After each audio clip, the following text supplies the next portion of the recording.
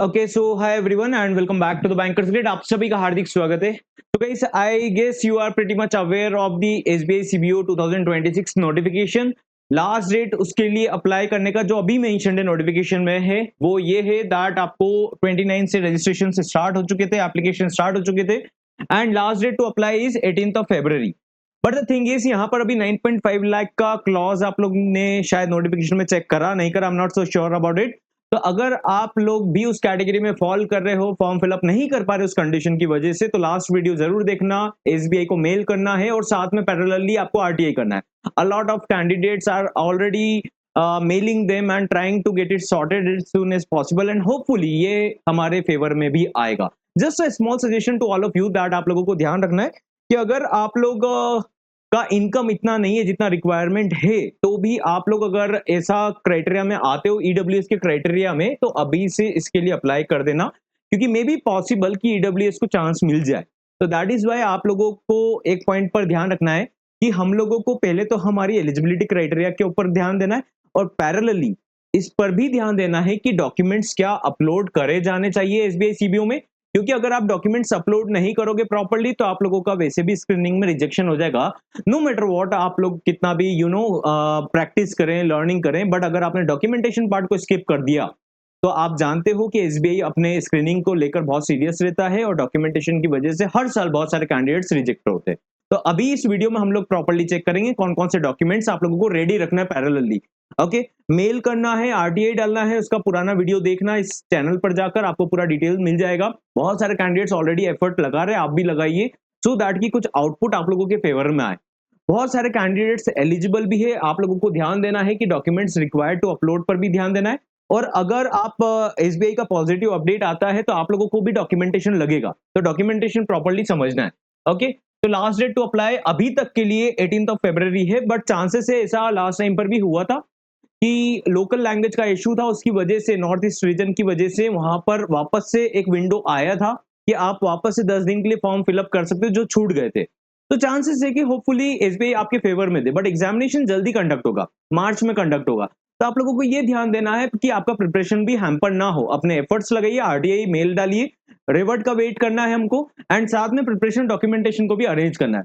अगर आप एलिजिबल हो इन केस और आप अप्लाई करना चाहते हो इसके लिए प्रॉपर्ली, डॉक्यूमेंट्स के साथ में आपको कंप्लीट प्रिपरेशन भी करना है, रेलेवेंट कंटेंट से करना है। ऐसा बहुत सारी चीजें हैं कि सब्जेक्ट के नाम पर आप कुछ भी पढ़ेंगे, आप लोगों को इंश्योर करना है कि प्रॉपर्ली प्रिपरेशन करते चलना है। एग्जामिनेशन नेक्स्ट मंथ में कंडक्ट होगा, उससे पहले आपको प्रिपेयर्ड रहना है। वैकेंसी इतना भी ज्यादा नहीं है कि आप लोग ऐसा सोचे कि आपका सिलेक्शन 100% होना ही है, तो कंपटीशन नेक टू नेक रहने वाला है, इसलिए प्रॉपर्ली प्रिपरेशन स्टार्ट भी करना है। ओके, बैच में हम लोगों ने ऑलरेडी क्लासेस स्टार्ट कर दिया, मंडे से नया मॉड्यूल स्टार्ट होने वाला है। अंडर द करंट ऑफर आप लोग बैच में एनरोल करने के लिए हमें व्हाट्सएप कर सकते हो, व्हाट्सएप नंबर स्क्रीन पर अवेलेबल है। Live classes, recorded classes, e books, e PDFs, everything is there. Test series included with the descriptive writing so that कि एक अच्छा स्कोर आप लेकर आए आउट ऑफ 170। बैच में एनरोल करने के लिए आप लोगों को व्हाट्सएप करना है, under the current offer WhatsApp number screen पर अवेलेबल है जिस टाइम पर भी वीडियो देख रहे हो।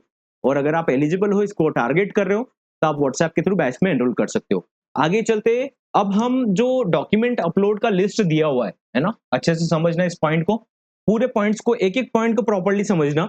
List of documents to be uploaded है ना, ये डॉक्यूमेंट्स में वेरिएशन नहीं चाहिए एसबीआई को, अगर आप करेंगे तो शायद आपको प्रॉब्लम आएगा और कहीं ना कहीं ये डॉक्यूमेंट्स आप लोगों को चाहिए भी रहेगा। तो देखो, recent photograph signature it's all okay, everybody knows about it. Left thumb impression it's okay. Written hand declaration तो वहां पर आपको नोटिफिकेशन में दिया हुआ है, वो आपको लिखकर अपलोड करना रहेगा, उसका फॉर्म फिलअप का गाइड आप लोगों का सेपरेट आएगा। Proof of date of birth, अब इसमें क्या पुटअप करेंगे है ना, proof of date of birth में आप क्या पुटअप करेंगे, इसके अंडर में आप लोग 10th का मार्कशीट सर्टिफिकेट आप अपलोड कर सकते हो 10th क्लास का। ओके, आई होप ये आप सभी को क्लियर होगा। सारे डॉक्यूमेंट्स बताने वाला हूँ डिटेल में, अच्छे से इस वीडियो को समझना। डॉक्यूमेंट अरेंज नहीं करेंगे तो हम लोग वैसे भी आगे वाले राउंड में नहीं जा पाएंगे। अब देखो, यहां पर एक पॉइंट और आता है, जॉब प्रोफाइल लेटर। अब जॉब प्रोफाइल लेटर है ना, अब जॉब प्रोफाइल लेटर का मतलब क्या होता है, बहुत सारे कैंडिडेट्स इसको समझते हैं कि हमने एक्सपीरियंस लेटर अपलोड कर दिया तो क्या जॉब प्रोफाइल लेटर जैसा कवर कंसीडर होगा। Answer is no. Experience letter में आप लोगों का मेंशन रहता है आपका ग्रेड, आपने कब ज्वाइन करा, कब तक आप काम कर रहे थे या कर रहे हो, ये लिखा हुआ रहता है। जॉब प्रोफाइल लेटर में उनको जो चाहिए, एग्जिस्टिंग जॉब प्रोफाइल लेटर या पुरानी कंपनी में जहां पर आपने काम करा था वो अगर आपको अपलोड करना है, तो उसमें डिटेल्स में सब कुछ मेंशन होना चाहिए कि आप डे टू डे क्या टास्क हैंडल कर रहे थे। जनरली अगर आप किसी और प्रोफाइल पर काम कर रहे हो और आप एसबीआई के लिए अप्लाई करने का प्लान कर रहे हो, तो आप लोग आपका जो जॉब प्रोफाइल लेटर है उसको कहीं ना कहीं जर्नलिस्ट ऑफिसर के नियर बाय ही रखना। अदरवाइज उनको समझ में नहीं आया तो भी रिजेक्शन होता है। तो जॉब प्रोफाइल लेटर का सिंपली मीनिंग है दैट आपका जो डे टू डे टास्क आप हैंडल कर रहे हो। मैं एक सैंपल भी बताऊंगा आपको, अगर बैच में एनरोल्ड हो तो आपको इंटरनली शेयर भी करवा दूंगा। ओके, रेज्यूमे का फॉर्मेट भी आपको शेयर हो जाएगा। बट आप लोगों को इंश्योर करना है कि जॉब प्रोफाइल लेटर में डे टू डे टास्क जो आप हैंडल कर रहे हो वो सब मेंशन होना चाहिए। कैसा, एक एग्जांपल मैं आपको बताता हूं। यहाँ पर एक्सपीरियंस लेटर और जॉब प्रोफाइल लेटर में डिफरेंस है ना। अब ये देखो, एक जॉब प्रोफाइल लेटर का एक सैंपल मैं आप लोगों को फॉर्मेट बता रहा हूँ कि how does it work like. तो देखो, बैंक का लेटर हेड रहता है, आपको या तो एचआर दे देता है तो इट्स वेल एंड गुड। ठीक है, पुरानी कंपनी में तो एचआर ही देगा। जैसे सपोज करते एक पर्सन है एचडीएफसी में अभी काम कर रहे हैं, पहले आईसीआईसीआई में थे, तो आईसीआईसीआई से अगर उनको जॉब प्रोफाइल लेटर मंगवाना है, ओके, तो वो तो एचआर ही रिलीज करके देगा। ओके, उसमें तो कोई प्रॉब्लम नहीं है। लेकिन आप करंटली एचडीएफसी में काम कर रहे हो सपोज करते, वैसे आपको आई क्यूब से यहाँ से भी मिल जाएगा, यहाँ पर भी जनरल लेटर मिलता है, उसके बारे में हम बाद में बात करेंगे। तो आप लोगों को क्या करना रहेगा, आप लेटर हेड पर आपके लाइन मैनेजर से सील साइन करवा सकते हो, ये नोट बनाकर, है ना, पूरा डिटेल पुटअप करके लाइन मैनेजर आपका सीनियर जो है आप उनसे सील साइन करवा सकते हो। तो वो भी जॉब प्रोफाइल लेटर जैसा कंसिडर होगा, क्योंकि एचआर पॉलिसीज में बहुत सारी बैंक्स में ऑर्गेनाइजेशन में रहता नहीं है।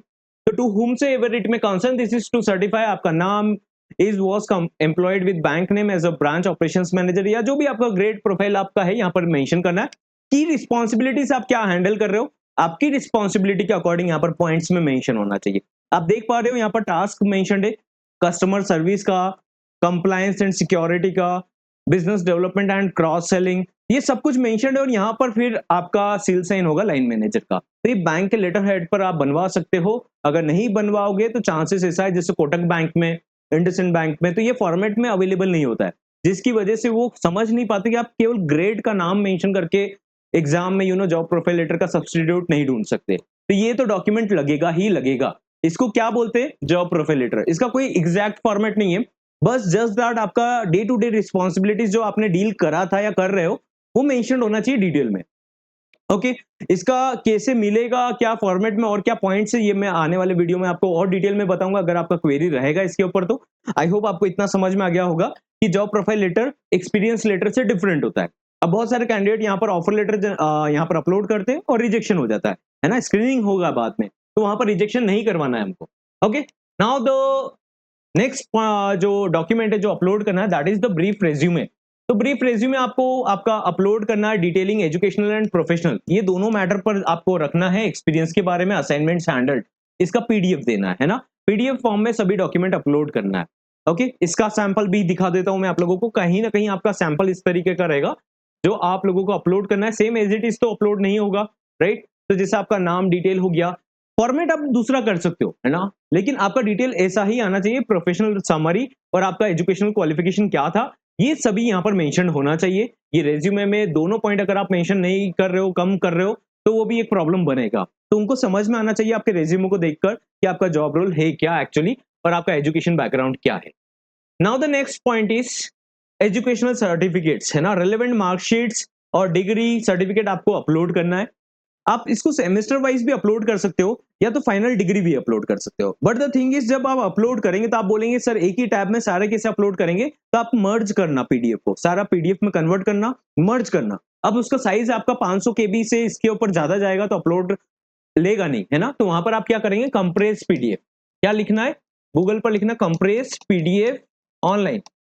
ओके, तो आप वहां से कंप्रेस कर पाएंगे ऑटोमेटिकली और फिर अपलोड कर सकते हो। या तो फिर आपका ऐसा है तो फाइनल ईयर का मार्कशीट और साथ में आपका प्रोविजनल डिग्री आप अपलोड कर दीजिएगा।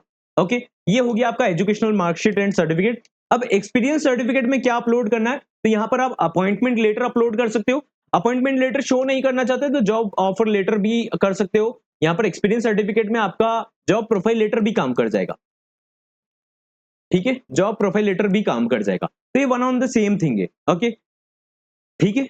अब उसके बाद में आपको लेटेस्ट, अब ऐसा भी हो सकता है ना कि सर हम तो अभी बहुत सारी ऑर्गेनाइजेशन में काम कर चुके थे, उनका मर्ज कर दीजिएगा। सेम जॉब प्रोफाइल लेटर में आप 3 ऑर्गेनाइजेशन में काम कर रहे हो, तीनों का आप मर्ज कर दीजिएगा। उनका सिंपल सा कॉन्सेप्ट है कि आपको इतना तो अपलोड करना पड़ेगा कि जहां पर 2 साल का एटलीस्ट आपका जॉब रोल दिखे, 2 साल का।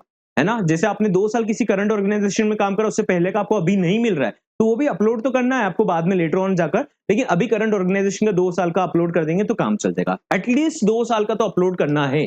आपका 5 साल का एक्सपीरियंस होगा तो भी एटलीस्ट 2 साल का तो करना है अपलोड। ऑलराइट। अब इसके बाद में latest form 16 issued by your employer, जो आपको मई जून के मंथ में आया होगा, जून के मंथ में, वो वाला आपको लेटेस्ट वाला अपलोड करना है। उन्होंने लास्ट 2 इयर्स का नहीं बोला है अभी अपलोड करने का, ठीक है? अभी ये वाला क्लॉज नहीं आया है। हर साल जैसा अपलोड करना रहता है वैसा ही अपलोड करना है। लेटेस्ट सैलरी स्लिप बोला है, बहुत सारे कैंडिडेट्स कंफ्यूज हो रहे हैं, 24 मंथ्स का करना है, 24 मंथ्स का it is not required. Latest salary slip ही लगेगा केवल एक, अगर जैसे आप जॉब छोड़ चुके हो बीच में, है ना, तो आपका जो लास्ट सैलरी स्लिप था वो भी अपलोड करेंगे, चलेगा। तो लेटेस्ट आपके अकॉर्डिंग, आपके वर्क एक्सपीरियंस के अकॉर्डिंग जो भी लेटेस्ट है वो अपलोड करना है, और ये आपके पूरे डॉक्यूमेंटेशन पार्ट कंप्लीट होगा। ओके, तो आई होप आप लोगों को समझ में आया कि कौन कौन से डॉक्यूमेंट्स हमको अपलोड करने हैं। अभी एज ऑफ नाउ आपको ना तो ईडब्ल्यूएस का सर्टिफिकेट अपलोड करना है, ना आपका कास्ट का सर्टिफिकेट अपलोड करना है, ना आपको लास्ट 2 इयर्स का फॉर्म 16 अपलोड करना है, ना आपको लास्ट 24 मंथ्स का सैलरी स्लिप अपलोड करना है। केवल latest salary slip as usual, last year भी था, इस बार भी आपको यही डॉक्यूमेंटेशन अपलोड करने के लिए बोला है, और आपको इंश्योर करना है कि आपकी डॉक्यूमेंटेशन आपके पास में अप टू द मार्क हो। जॉब प्रोफाइल लेटर अगर नहीं बनवाया है तो बनवाने का ट्राई कीजिए, ठीक है? सबसे पहले आपको कोशिश करना है कि जॉब प्रोफाइल लेटर बने। नहीं बन पाता है तो आप आपके जो लाइन मैनेजर, आपका कोई मैनेजर होंगे, है ना, आप उनसे सील साइन करवा लीजिएगा। आप जॉब प्रोफाइल, आप लेटर हेड पर आपका प्रिंटेड जो जॉब रिस्पॉन्सिबिलिटीज है उसको मेंशन करना है, और लाइन मैनेजर से सील साइन करवा लेना है, फिर उसको अपलोड कर सकते हो। ओके, तो आई होप आप लोगों ने डॉक्यूमेंटेशन अरेंज करा होगा। One more thing, job profile letter को लेकर मैं एक और वीडियो बताऊंगा जो डिटेल में है, सो दैट कि क्या होता है कि बहुत सारे कैंडिडेट्स अलग वर्टिकल में रहते हैं और उनका जॉब प्रोफाइल लेटर उनको समझ में नहीं आता, तो स्क्रीनिंग में रिजेक्शन होता है। तो ये भी पॉइंट्स ना हो, ये पॉइंट्स क्या क्या मेंशन करने हैं वो पॉइंट्स को लेकर एक डिटेल्ड वीडियो रहेगा। अभी फॉर्म फिलअप नहीं करा, रुकिएगा, है ना। और अभी तो सबसे पहले हमको अपने 9.5 लाख के सीटीसी वाले क्लॉज को लेकर थोड़ा वेट करना है। पॉसिबली हमारे फेवर में ही कुछ ना कुछ आएगा, लेकिन ये डॉक्यूमेंट्स पैरेलली अरेंज करना है और प्रिपरेशन भी स्टार्ट करना है। बैच में एनरोल नहीं हो, प्रिपरेशन टू द पॉइंट करना चाहते हो, तो बैच में एनरोल करने के लिए आप व्हाट्सएप कर सकते हो। व्हाट्सएप नंबर स्क्रीन पर अवेलेबल है। एंड अगर बैच में एनरोल्ड हो तो अपनी प्रिपरेशन को कंटिन्यू स्टार्ट कीजिए, और हमारा मंडे को न्यू मॉड्यूल स्टार्ट हो रहा है, सो दैट कि आप 1 महीने में, 1.5 महीने में पूरा सारा सिलेबस कवर कर सके 5 सब्जेक्ट का। ऑलराइट, मिलते हैं नेक्स्ट सेशन में। Have a great day.